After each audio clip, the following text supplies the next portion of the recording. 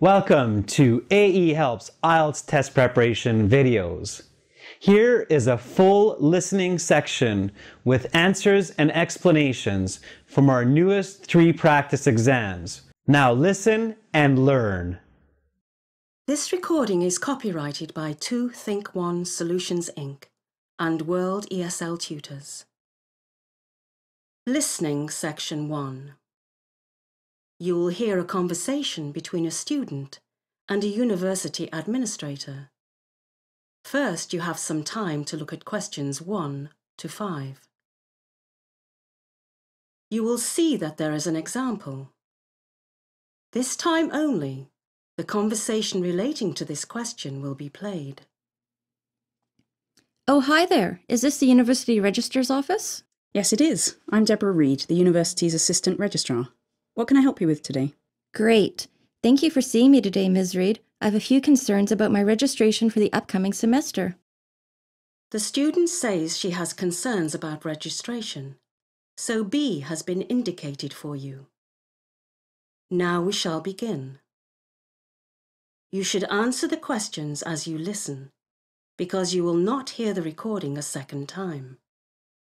Listen carefully and answer questions 1 to 5.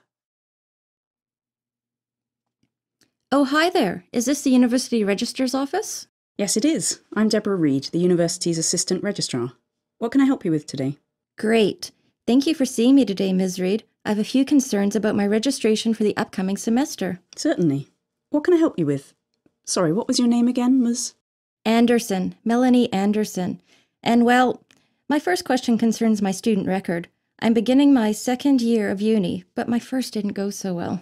You're worried about your marks then, Ms. Anderson, and how they impact your registration status? Exactly. I don't know my precise average, but it is not good. Could you look into this for me? Absolutely. Could you please spell your last name for me? I've seen it spelt with either an E or an O in the final syllable. It's an E. Andersen. My family ancestry is Swedish. Right then. And the next piece of information I need is your student registration number. Okay, it seems I've left my student identification with my registration number on it in the car. Can I give you some other piece of information or identification? Yes, you can. Along with your surname, I can find your account with your date of birth. Great. It's the 20th of August, 1997. The 20th of August, 1997? Yes, that's right. All right. Let's see your account then. Okay, here it is. Well, I see what you mean about your marks. These are certainly not ideal. However, your average is above the level necessary to proceed to Year 2 of your programme. However, I do see there's a hold on your account which is preventing you from registering for classes. Yes. See, I thought that was because of my marks. No, it's not. It's actually because you have unpaid library fines. Library fines? Yes. During the past year, you must have been tardy in returning some items to the university library. Yes, I think I was. Hardly seems like a good reason to prevent a student from registering, though. I know how you feel, but books are expensive for the university library to acquire, and we must coerce students to pay fines one way or another. How much do I owe? £6.20. £6.20? Well, I suppose it's a relief the total is so small. You now have some time to look at questions 6 to 10. Now listen to the rest of the interview and answer questions 6 to 10. Well, now that that is out of the way, I did have another concern. I need advice on what modules to take in my first semester. I'm in the BA Art History program, but as you can see from my record, I failed a class which is a prerequisite for 2 modules I'm supposed to take this semester. Yes, it looks like that's right. It was Art History 1270 that you failed. Is that right? 1270. Yes, I took it with Professor Calder. I found his teaching style did not match my learning style. Right. Well, that art history class is indeed a prerequisite for both Art History 2170 and 2260. Yes, unfortunately that's what I found out earlier. Is there anything that can be done? Well, Miss Anderson, I think there is. Here's what we'll do. We'll register you in the module you failed last year, and then we'll put you in Art History 2240, which counts towards your degree in place of 2260. 2240 has no prerequisite, however. But what about the 2170 class? Yes, well, that's where we'll have to be creative. Are you comfortable taking an extra class in the spring semester? Yes, I think so. Good. We will register you in 1270 and 2240 in the fall, and then register you in 2170 in the spring. Great. And one final question. Is Professor Calder teaching art history 1270 again this autumn? Yes, he is, but I've put you in Professor Hennessy's section instead. I think you'll be more successful. That is the end of section 1. You will now have half a minute to check your answers. Now turn to section 2. Take some time to look at questions 11 to 16. Listening, section 2. You will hear a woman showing a group of people around an all-inclusive resort hotel. First, you have some time to look at questions 11 to 16. Now listen carefully to the interview and answer questions 11 to 16. I'd like to welcome all of you to the White Sands 5-star resort here in beautiful Varadero, Cuba. Today I'm going to show you the fine features you'll get to experience during your stay here at White Sands. Before we begin, does anyone have any questions? Hi there. Yes, I have a quick question. How long will the tour be? I have to meet the rest of my family for lunch in an hour. Not a problem, sir. The tour will take no more than 30 minutes. If after this time anyone wants more details on any of the resort's features, I can help them out individually. Any other questions? No? Well, let's get started then. White Sands covers 10 acres of land, including direct access to over 250 metres of pristine Caribbean coastline. It is perfectly safe to swim in the waters here at White Sands, but do be on the lookout for jellyfish in the water. They are not deadly, but their sting does pack a punch. As we pass through the lobby, I want you to take note of the main bar area on your left. The bar is open from 11 in the morning each day and closes at 1 AM each night. As we proceed down the main path, you'll see 4 apartment buildings marked A and B on your left and C and D on your right. Between buildings C and D on your right is one of our finest restaurants featuring traditional Cuban cuisine. We have 7 restaurants in all at White Sands, and we invite you to try your favourites while you are here. I have a question. Go ahead. In our brochure, I read that we are only entitled to 5 restaurant visits per week we stay at the resort. Is that right? Yes, that's right. The restaurants are only open for dinner, and reservations are mandatory. You will be able to make reservations at the end of this tour or any time before 5 this evening. When you are not dining at our a la carte restaurants, you may eat at either of our 2 buffet restaurants, which are open for breakfast, lunch and dinner. Additionally, there is a night cafe, which is open until 4 AM. Does the resort have a nightclub for dancing? Yes, of course. We have a discotheque located at the end of the main resort path, further away from the apartments. This is, of course, for noise reasons.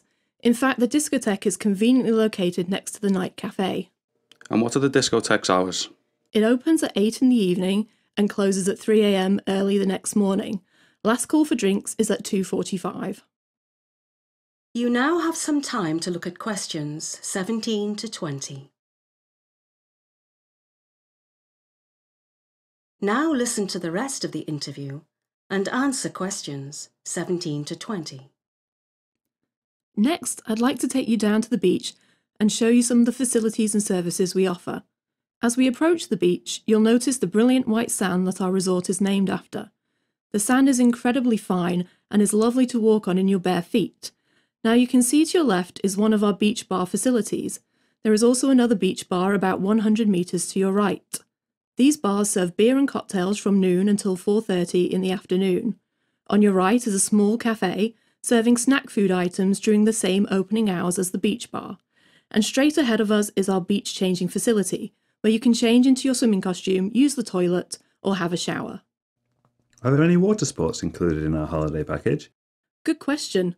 Yes, there are. You have unlimited access to our skimboards, surfboards, and beach sports equipment, such as beach volleyball and football. Additionally, you may sign up for windsurfing at our activity desk, located adjacent to the resort lobby. Finally, you may also register for our weekly water polo tournament, which is held each Friday afternoon at 2:30. Does anyone else have any? That is the end of section 2. You will now have half a minute to check your answers.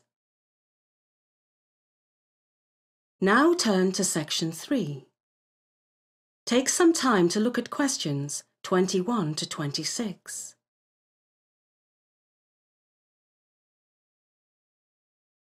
Listening section 3.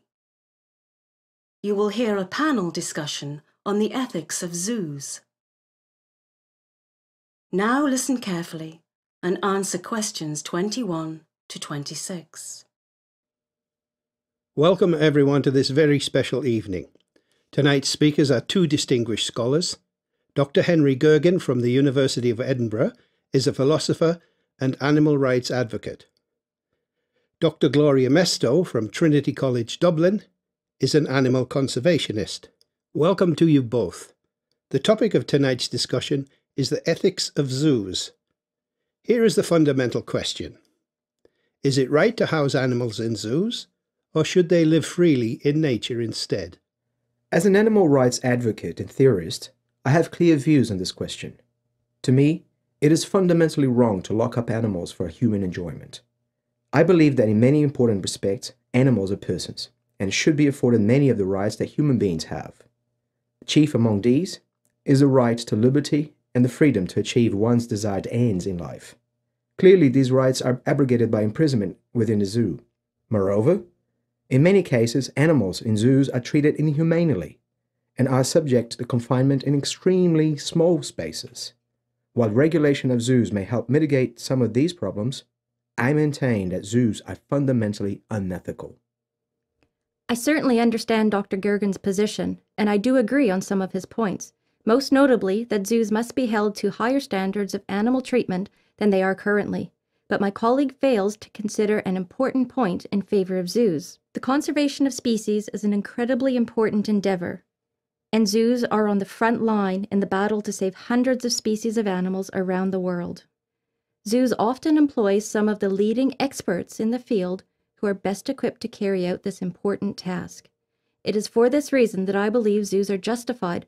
Though they may not be perfect, I believe zoos and the experts they employ play a critical role in the conservation of species and therefore are ethically permissible. Dr. Gergen, do you have a rebuttal to that point? Yes, certainly.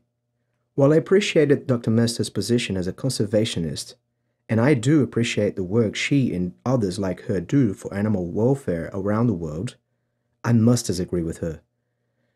While zoos certainly do play a role in animal conservation, it is not because they are zoos that they play this role. Dr. Gergen, can you clarify that point for the audience? Of course. What I mean is this. It is not inherent in the idea of a zoo that they conserve animals. The notions are separable. You can have an animal conservation effort that is not a zoo, just as you can have a zoo that has nothing to do with conservation. So while it is true that some zoos act as animal preserves, this does not justify the existence of zoos, since we could easily separate out these animal preserves from zoos themselves. Fair point, but such animal preserves would still have the associated problems of poor treatment and unsuitable living conditions. Yes, but at least it would be in an effort towards a positive end. The animals would not be captive forever, and they would not be captive merely for a human audience. You now have some time to look at questions 27 to 30. Now listen to the rest of the interview and answer questions 27 to 30. What about the enjoyment and education that zoos provide, especially to young people? Perhaps individuals like yourselves were inspired to become animal advocates by attending a zoo when you were a child. That is a really interesting point.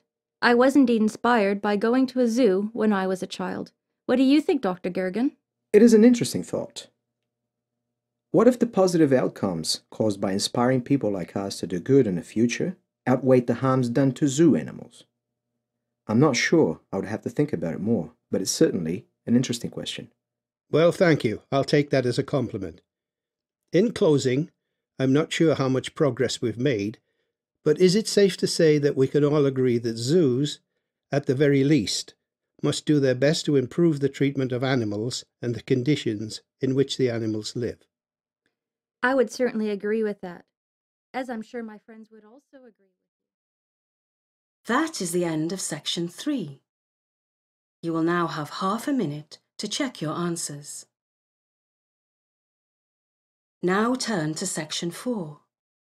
Take some time to look at questions 31 to 40. Listening section 4. You will hear a professor discussing the migration of loggerhead turtles. Now listen carefully and answer questions 31 to 40. It's late April on the South Atlantic coast of North America, and one of the most remarkable journeys in all of nature is about to begin. The loggerhead turtle, whose natural habitat is the open ocean, has to seek dry land to lay its eggs. The sandy beaches of Florida provide a perfect nesting spot, with soft sand that can be dug up by the persistent flippers of the female loggerhead. Over the course of the next 3 months, hundreds of thousands of eggs will be laid on such beaches. Many of these eggs will become the victim of predators, but many will survive to hatching, which occurs 2 months after being laid. Hatching marks the beginning of an incredible journey for the loggerhead turtle. Almost immediately upon hatching, the young turtles, known as hatchlings at this point, head for the open ocean.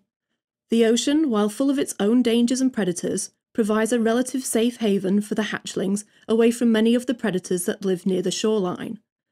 These young turtles embark upon a journey that will take them upwards of 13,000 kilometres around the North Atlantic. Many animals make large and incredible journeys, but what makes the loggerhead turtle's migration so notable is the speed at which the animal moves. While many bird species make similar journeys, they move at velocities much faster than the loggerhead turtle. This slow-moving beast travels at the remarkably sluggish pace of only 3/4 of a kilometre per hour. This means it will take the turtle a minimum of 17,000 hours to complete its migratory journey, not even taking into account stops for feeding and sleep. To put that number in perspective, 17,000 hours is approximately 2 years of non-stop swimming.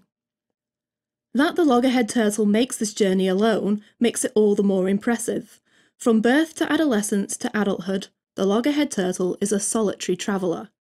But how does it know where to go? Doesn't it need a parent to help it know the route? This is where the loggerhead becomes even more fascinating. Recent research tells us the loggerhead uses the magnetic field of the Earth to determine its migration route. Because the Earth's magnetic field differs in each location around the world, the loggerhead turtle can use it as a kind of innate roadmap, illuminating the way to where they need to be. One example of this is the behaviour they exhibit when they encounter the particular magnetic field off the coast of Portugal.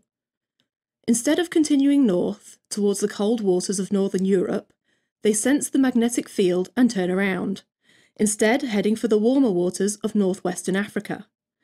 And it is not just that the loggerhead turtle has a sort of innate compass.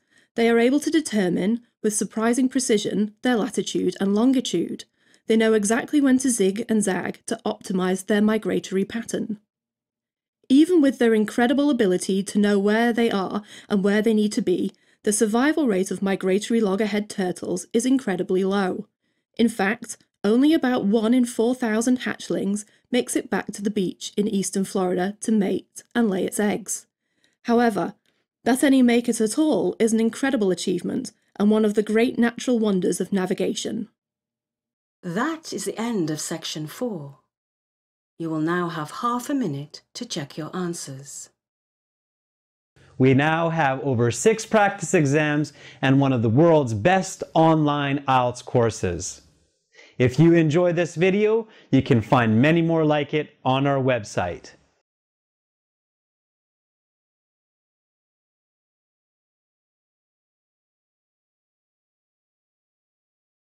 Learn IELTS fast and easy. Join now!